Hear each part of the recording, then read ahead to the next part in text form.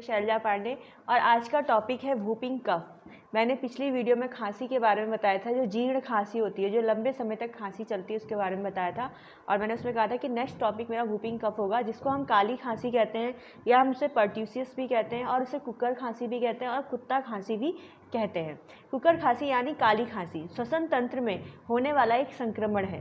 सांस लेते समय एक आवाज़ आती है जो होती है वूप, तो जैसे सुनाई थे हम उसको कहते हैं वूपिंग कफ। यह किसी की भी उम्र में हो सकता है। यह 3 से 6 हफ्तों तक जो है पेशेंट को प्रभावित कर सकता है।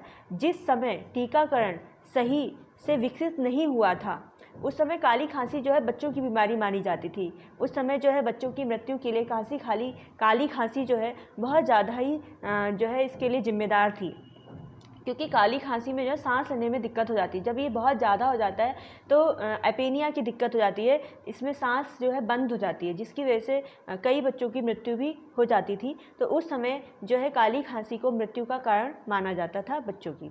अब गर्भवती महिलाएं जो होती हैं या और बच्चे जो होते हैं आसपास के, उन लोगों को खांसी का टीकाकरण जो है काली खांसी का टीकाकरण जरूर करवाएं। जो गर्भवती महिलाएं होती हैं उनको 27 और 35वें हफ्ते में जो है इससे पहले ही जो है काली खांसी का टीकाकरण या पर्ट्यूसिस टीकाकरण कराया जाता है। इसमें डिप्थीरिया और टिटनेस के टीका भी दिए जाते हैं उनको सुरक्षित करने के लिए। अब इसके क्या लक्षण होते हैं? इस खांसी के लक्षण जो है 7 से 10 दिनों के बीच या फिर उससे ज़्यादा दिनों में दिखाई देते हैं। कभी कभी क्या होता है, ये पहले तो सामान्य जुकाम जैसे होते हैं, जैसे कि बहती नाक होना, नाक बंद होना, आंखें लाल पड़ना, बुखार आना या आंखों से पानी आना, बलगम आना। कभी कभी वयस्कों में सूखी खांसी बहुत ज़्यादा हो जाती है, जो कि काली खांसी का सिम्टम होता है, काली खांसी का लक्षण होता है। कभी कभी बच्चों में सांस लेने की दिक्कत भी हो जाती है।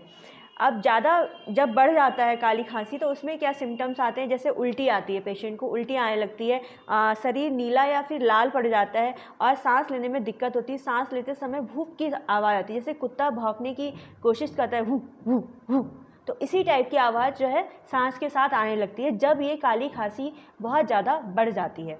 अब इसके कारण क्या होते हैं? इसका सबसे पहला कारण है एक जीवाणु, बैक्टीरिया होता है जो कि काली खांसी के लिए रिस्पॉन्सिबल होता है, वो है बोर्डेटेला पर्ट्यूसिस। बोर्डेटेला पर्ट्यूसिस जो जीवाणु होता है वो काली खांसी के लिए जिम्मेदार होता है। जब जो पेशेंट काली खांसी से ग्रसित है जब वो छींकता है, जब वो खांसता है, तो वो बैक्टीरिया जो है हमारी खांसी या छींकों में बूंदों के साथ आता है और उसके साथ क्या होता है कि वो फैल जाता है हवा में और दूसरे लोगों को संक्रमित करता है।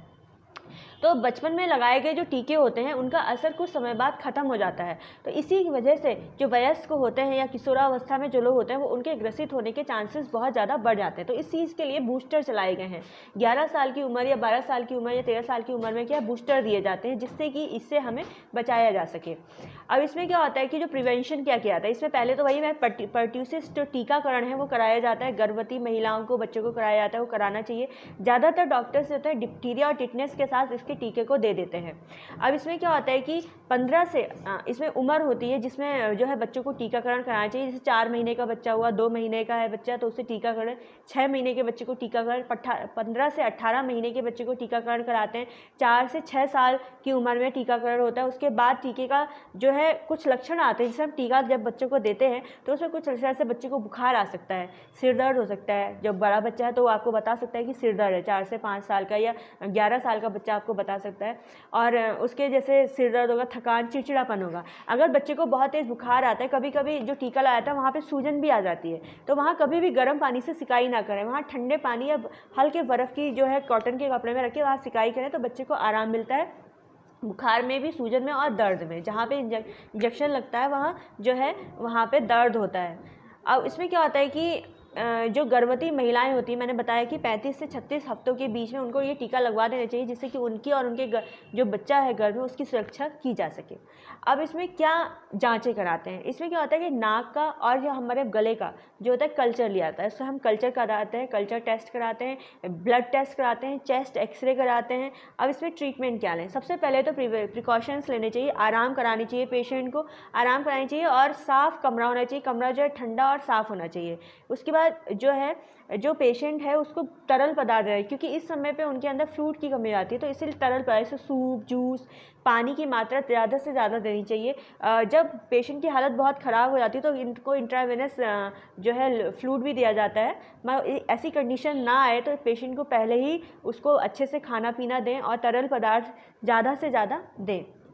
हल्का खाना खिलाएं जो कि सुपाच्य हो, जो पेशेंट अच्छे से पचा सके, इस तरीके का खाना उनको खिलाना चाहिए। सफाई रखें, आसपास के लोग जो है मास्क पहने। मैंने कहा ना, ये पर्ट्यूसियस जो बोर्डेला पर्ट्यूसिस नामक बैक्टीरिया होता है तो वो जो है फैलता है, हमारी छींक होती है, खांसी होती है, उससे फैल जाता है। तो उससे बचने के लिए आसपास के जो लोग हैं पेशेंट के, वो मास्क का यूज़ करें जिससे कि वो उससे इन्फेक्टेड ना हो। अब इसमें डाइट क्या लें, मतलब क्या चीज़ ऐसी है जो कि खाने में फ़ायदा मिलता है। एक तो लहसुन बहुत अच्छा होता है, लहसुन जो है कुकर खांसी के लिए बहुत आराम देता है। दूसरी बात, बादाम, रात को बादाम भिगा दें, 3 से 4 बादाम में भिगा दें, सुबह उसका छिलका उतार के एक कली लहसुन के साथ उसको और थोड़ी सी मिश्री डाल के पीस के बच्चों को खिलाएं तो उनको काली खांसी में काफ़ी आराम मिलता है। ये थोड़ी से घरेलू नुस्खे हैं जिनका इस्तेमाल करने से, जिससे आपको कोई हानि भी नहीं हो सकती और फ़ायदा ही होगा अगर होगा तो इससे थोड़ा आराम मिलता है पेशेंट को। तो वो चीज़ें जब तक वो अपने इलाज नहीं शुरू कराते इसका इस्तेमाल कर सकते हैं। वैसे तो जल्द से जल्द इलाज लेना शुरू कर देना चाहिए। अब अगर काली खांसी का इलाज ना किया जाए समय से तो क्या दिक्कतें हो सकती हैं, रिस्क फैक्टर क्या होते हैं, ये आपको बताती हूँ मैं। एक तो एपेनिया की कंडीशन हो सकती है, सांस बंद हो जाती है, कई बच्चों की मृत्यु भी हो सकती है इससे, इसलिए जल्द से जल्द इलाज लेना चाहिए। दूसरी बात, आपके रिफ्स होते हैं, यहाँ पे रिफ्स होते हैं जो कि हमारे लंग्स को कवर अप रखते हैं, हमारे लंग्स की रक्षा करते हैं। तो वो रिफ्स जो है फ्रैक्चर हो सकते हैं, टूट सकते हैं, या फिर उनमें कोई भी क्षति हो सकती है, क्योंकि अगर हम लगातार खांसते हैं तो उनमें प्रेशर पड़ता है। और जिन लोगों की पसलियाँ, स्पेशली बच्चों की पसलियाँ कमज़ोर होती है तो उन पर बैड इफेक्ट पड़ सकता है। दूसरी बात, इसमें निमोनिया की कंडीशन हो सकती है, एब्डोमिनल हर्निया हो सकता है। ज़्यादा खांसी आने की वजह से एब्डोमिनल हर्निया, यहाँ से नाभि के पास से हर्निया की कंडीशन आ सकती है, और इसलिए इसका जल्द से जल्द इलाज लेना चाहिए जिससे कि इस प्रकार की कोई भी कंडीशन पैदा ना हो।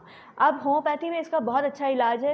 होम्योपैथी में इसकी पूरी हिस्ट्री लेके इससे अच्छे से इलाज किया जाए तो इसका पूरी तरीके से जड़ से ख़त्म करने का इलाज किया जा सकता है। कुछ मेडिसिन हैं जो कि इसमें दे सकते हैं, जैसे Antim tart, Drosera, belladonna. Belladonna जो है पर्ट्यूसिस खांसी की, जो काली खांसी उसकी शुरुआती अवस्था में देने में, ड्रोसेरा इसकी बेस्ट मेडिसिन है।